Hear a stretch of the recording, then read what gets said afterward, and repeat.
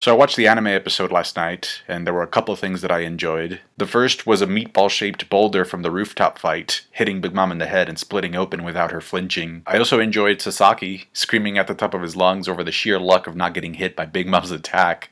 To think that Frankie almost didn't get a fight this arc. Shinobu eroding the chain took forever though. I mean, that got on my nerves. I also enjoyed the additional flying scenes of Sanji and King, just flying all over the place. However, I'm pretty sure that they reused the animation for Sanji's Soba kick from the page 1 fight. They were just kind enough to change the background for us.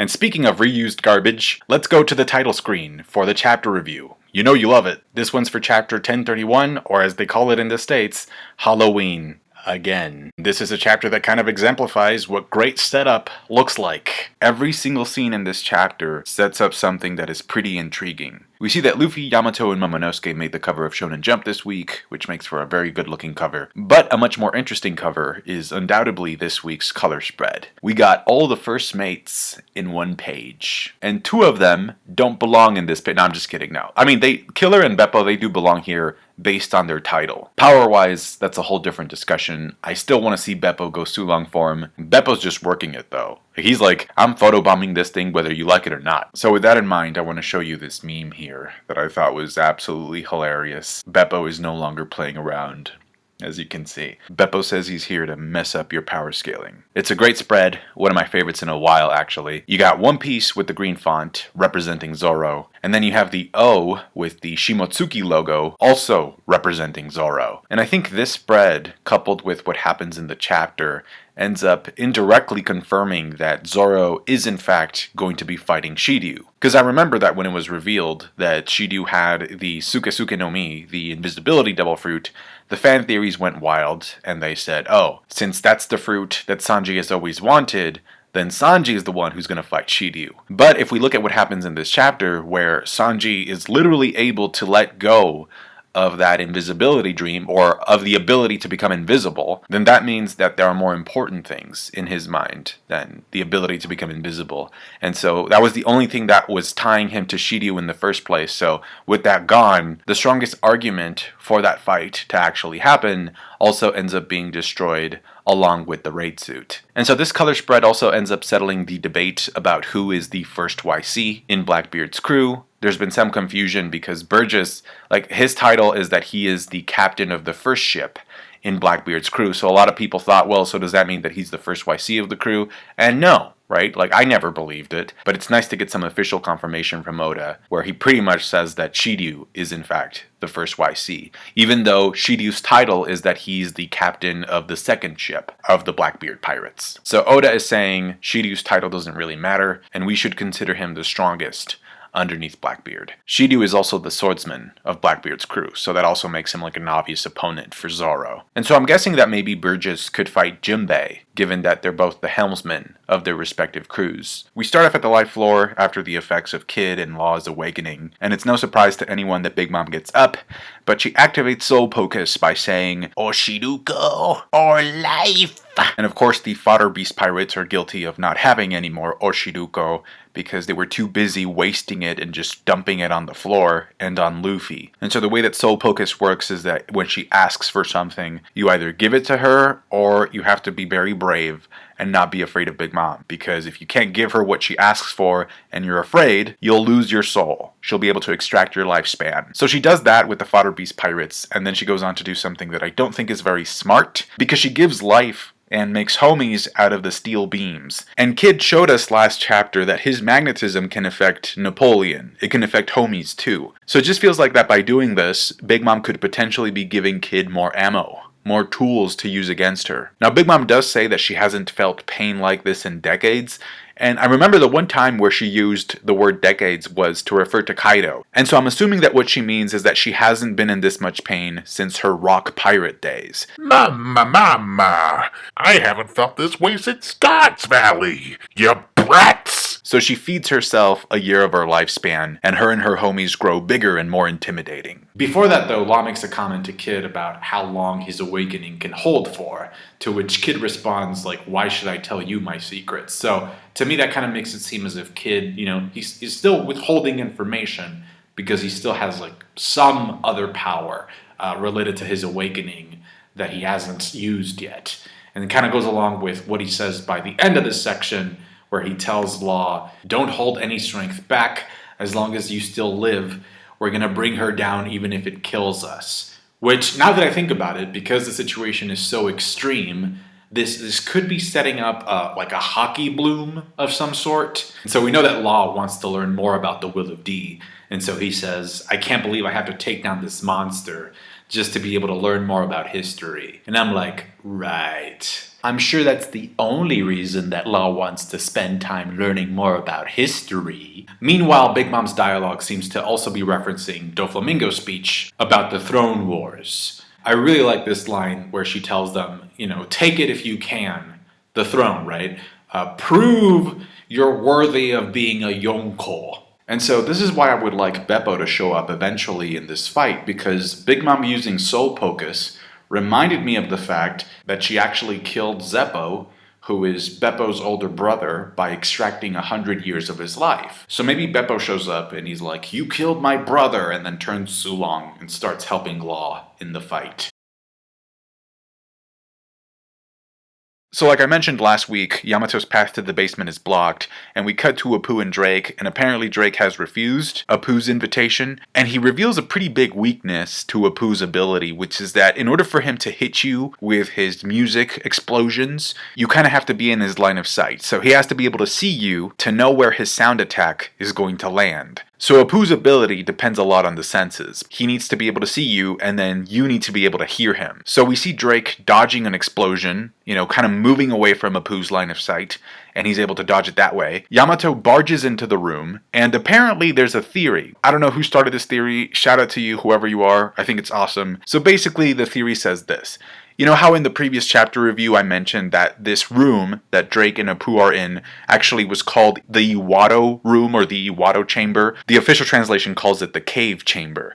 And so I thought about it and I was like, wow, so is this room connected to the cave where Kaido put Yamato 20 years ago along with those other 3 samurai? And so the theory says that if you compare the features of at least 2 out of the 3 samurai, they look very similar to the facial features of 2 of the numbers. So is it possible that the samurai, after they were defeated, were taken to Punk Hazard, were experimented on, and ended up becoming these giants? Like, is there an Attack on Titan situation going on in One Piece? Because the Fuga one definitely seems to recognize Yamato. And so we get the scene where Drake tries to sort of stop Yamato. They have a brief run-in with each other. They clash momentarily, but ultimately Yamato is strong enough to leave Drake sliding on the floor, which I thought was really funny, because Drake was just like, Yamato, I'm on your team. Why are you going to slam me through the door? Ow! Eventually, Drake gets up and he says, I'm going to get you, Apoo. So it does look like Apoo is going to be Drake's fight for this arc, after all. I'm very curious as to what Oda is setting up here with the numbers and Apoo, because it seems like Apoo's getting the numbers to follow him and maybe chase Yamato, but then I'm thinking, like, if they get to the basement where all the weapons are, the numbers are kind of stupid, so they probably might start smashing like all of the gunpowder and all of the explosives. Also, I kind of get the impression that Oda just wanted to give Apoo a weakness, and that's what he came up with Drake saying that he has to see you. Because I feel like that weakness, if Apoo had better observation hockey, that wouldn't be an issue, because he would be able to pinpoint your location even if he couldn't see you. But yeah, it just kind of feels like this moment is setting up Apoo to get defeated by Drake eventually. And that's why Oda's like, letting us know Apoo has a weakness. FYI. We go to the second floor with Robin and Brooke, who are being chased by ZP0 now. And this guy, the guy with this mask, apparently is some kind of a double fruit user, because it looks like he's making a mink levitate, float in midair. And so I'm looking at all these paramecias and I'm like, is this like a devil fruit user that we already know? It can't be Shiki, right? Because Shiki, the restriction of his power is that he can only use it on objects and himself. He can't make other living things float. Regardless, Brooke pulls another strong world to get Robin out of there, and then this guy appears to use Soru to be able to catch up with them. So I guess we'll see what happens if Brooke is fast enough to avoid him, if they clash and Brooke is able to defeat him, or if somebody else, comes in to help Robin. I hope Brook defeats the guy. I think he needs a win, and I think it would also be a cool thing because Brook wasn't there in Enya's lobby, so he could be like, even though I joined the crew a little bit later, I helped you out even though I'm dead weight. Yo-ho-ho! We go to the Sanji section, and there's two things that I'm skeptical about. The first one I'm pretty sure didn't happen, which is I just don't believe that Sanji beat up that girl. For one, it's not shown. Oda is deliberately keeping information from us, to reveal something. It's obvious. Because we just kind of skip from before she was beaten up to after she gets beaten up, with no in between. Granted, that is the exact same thing that happens with Cosette. I think it's Niji the one who beats her up, and then Sanji just finds her on the floor. The thing is that that's Niji, and we already knew what kind of guy Niji was. Sanji, we know what kind of person he is, and we know that he would never do this. Plus, if he actually did do this, then that means that from a narrative standpoint, the sacrifice of Sanji's mom was completely pointless. The reason Zora got sick enough to die was because she took a drug to protect the feelings of her children, except we know that it only worked on Sanji. So, if it didn't actually work on Sanji, then what was the point of it? Another point is that Sanji is currently in the pleasure hall, and we know that this was essentially Black Maria's territory. Now, Black Maria, during the Robin fight, she was using hallucinogens. She had this illusion mist, and was using it to create visions of Robin's past. In the SBS, Oda said that Black Maria had come up with a drug that she took to reform her hybrid form, because she didn't like the way that her normal hybrid form looked. So there might be some substances involved, in this case with Sanji. And then also there might be a character that we're not seeing, who's also involved, and is in the shadows. Now, all of that said, there's something fascinating going on with Sanji's eyebrows in this chapter. So we know that all of the Vinsmoke siblings, including Reiju, have eyebrows that twirl in a counterclockwise direction. The only exception has been Sanji, whose eyebrows up until this point have gone in the clockwise direction. And so in order to make sense of this, I want to go back to an SBS question. A fan asks Oda, "What's the deal with Sanji's eyebrows? Why do they curl?" To which Oda responds, "Listen, everyone lives in circles. The sun, the moon, and the earth all spin in circles. And if the Earth suddenly stopped spinning, the planet would be covered in tidal waves." Sanji's eyebrow channels that same powerful circular energy. So he's connecting the rotation of Sanji's eyebrow with the rotation of celestial bodies. Now, I actually found this theory from a guy called WiseMofo69, which I thought was very insightful, because he made a connection that I hadn't thought about before, which is that if you look at all of the planets in our solar system, all of the planets rotate counterclockwise. The only planet that doesn't do that is Venus. Venus actually rotates clockwise. And so that's an important thing because up until this chapter, Sanji's eyebrow also rotated in that direction. And so what else kind of connects Sanji to Venus? Well, mythologically speaking, Venus was the goddess of love. She was connected with beauty, fertility, and desire. The Greeks called her Aphrodite. Also, temperature-wise, Venus happens to be the hottest planet in our solar system.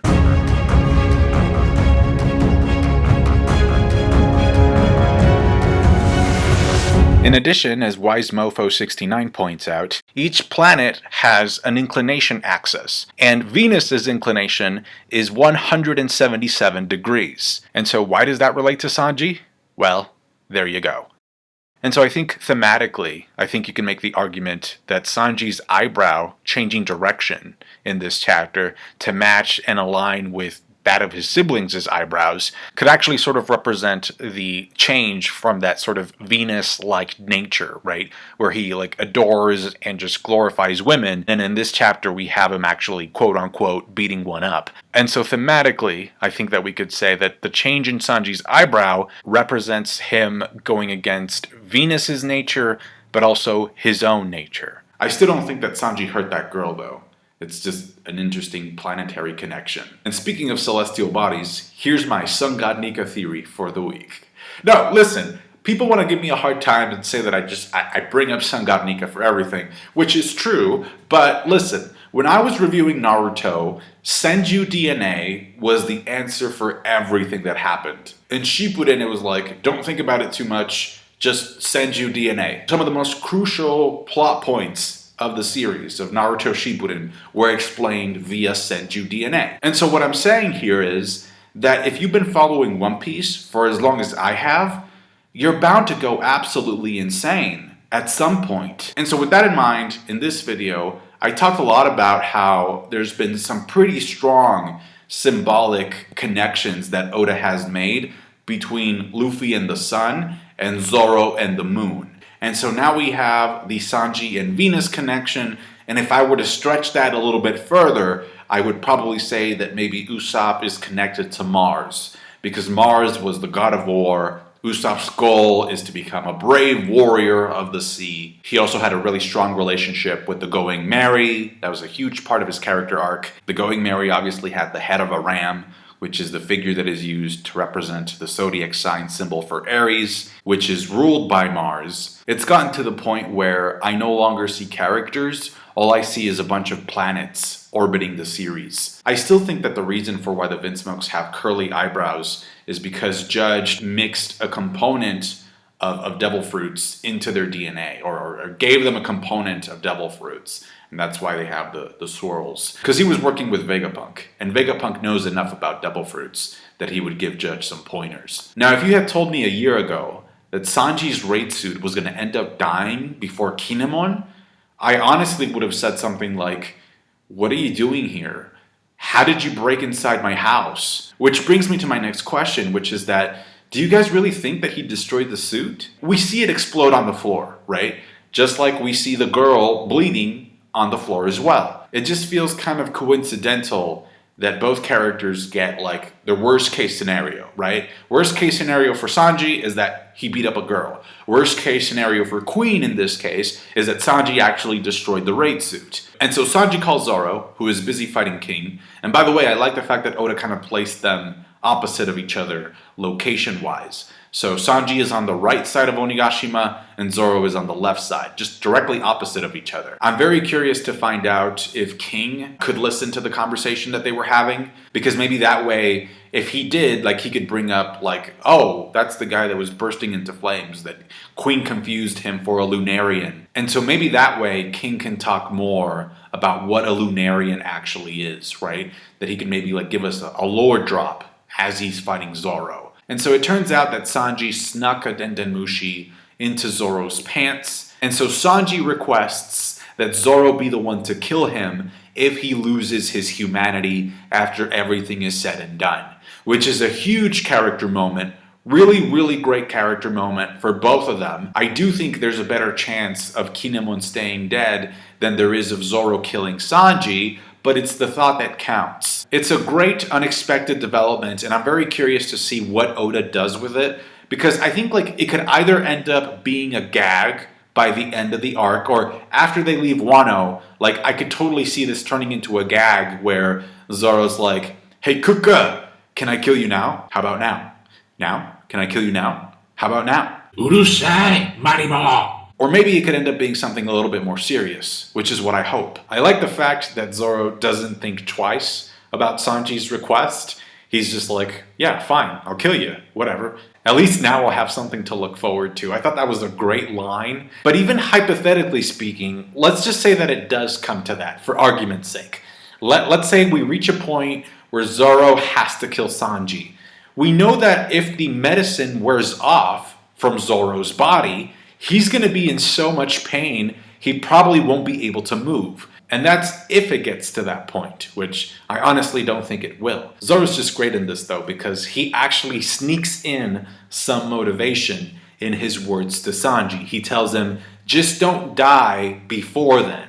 Which, like, this is something that works for Zoro. This is something that keeps Zoro motivated. This is something that Zoro tells himself when he gets pushed up against the wall. So I think that he knew that Sanji was in a rough spot, and that's why he tells him sort of the words that help him, because one of the things that he tells himself is, I can't die no matter what happens, because I have somebody that I have to meet. So this is the quote that I'm referencing, where Zoro tells himself, there is somebody I must meet again, and until that day, not even death himself can take my life away. However, my favorite Zoro quote in the entire series is this one. It's in Along Park. He's fighting Hachi, and he says, in order to face somebody who's extraordinary, I can't allow myself to be ordinary. And so it kind of makes it seem as if he's speaking in code in this chapter and passing some of that motivation down to Sanji. So I thought it was a really good brotherly nudge that Zoro gave Sanji. Sanji hangs up and then he goes full hell memories on Queen's prehistoric butt. But before that, there's a very weird sound effect that goes zzzz and just kind of shows Sanji vanishing to the point where Queen questions if he actually turned invisible or not. And so, usually when somebody speed blitz somebody, like, there's no reaction to it. So I thought it was interesting that Queen actually mentioned, wow, did this guy really disappear? Right? So yeah, I'm kind of torn because I don't know if it's just Sanji's speed or if he's actually kind of developing some type of invisibility that doesn't depend on the raid suit. Now my hope is that if he really is becoming invisible by himself, that this type of invisibility or this type of camouflage is something different than the raid suit, and that maybe this type of invisibility allows him to not be perceived by other people's observation hockey. So fingers crossed for that type of invisibility. Now, Hell Memories, up until this point, is considered to be Sanji's strongest attack post-time skip, which means that starting right now, whatever techniques or new moves he decides to use in this fight are going to be new. And so this basically reminded me a lot of the end of the Killer chapter, where he does the backflip in the air and then he says, "Now go for it, partner." And we get a shot of Kid like sticking out his tongue and stuff. That's what the ending of this chapter felt like, but for Sanji. And the way I think about Sanji's character development now is I kind of think about it in terms of like Robin's development and Usopp's development, where their development kind of started in Water 7, and then it kind of culminates in Enies Lobby. Well, Usopp's kind of culminates in post-Enies Lobby, but the point is that it's a narrative thread that goes through 2 arcs, which is what happens with Sanji, if you think about it. Like, Sanji's character development, to me, always felt incomplete after Whole Cake Island. And so now it's like, you take that Whole Cake Island thread, you pull it, and it seems like it's going to be culminating in Wano. I really liked the official translation's version of Sanji's internal monologue. It just hit different when I read it. Like, there's so much weight to it. And so I'm just going to read it to you. He says, "Tell me, Luffy, which would you prefer? The regular flesh and blood me, who turns into a helpless wreck whenever I face an opponent who's a woman, or a cruel, cold, emotionless warrior of science, who can crush even monsters like him as long as you give me an order? Which one of these would be more useful to the Pirate King by the endgame?" And so I thought about it, and I was like, well, Luffy's definition of the Pirate King is that the Pirate King is the freest man in the world. So if you're saying that you won't be able to refuse orders if you become a soldier, then you're not really free. Luffy would want Sanji to be free. So this is where Sanji blossoms, right? Oda has spent a lot of time and effort building this up. You can just like begin to hear the crescendo. It's like it's building up, and then it's gonna blossom into something. I can't wait to see what happens with him. I thought this chapter was a great chapter of One Piece. Just very quickly, I want to show you this piece of fan art that I found online a couple of weeks ago that I thought was absolutely amazing. It's from someone called Zorojuro188. And just imagine that, Sanji going full-on Amaterasu, Black Flame style. In terms of Sanji chapters, I think this is the equivalent of the chapter that we got back in Dressrosa that ended with Luffy going, "Gear forth!" You just know something new is coming. Let me know your thoughts about it down below in the comment section. Thank you so much for watching. Thank you for all of your support. I know I say that a lot, but I really do mean it. Like all, the positive feedback, encouraging comments, that they really do make my day, guys. Like I really do appreciate them a lot. I try my best.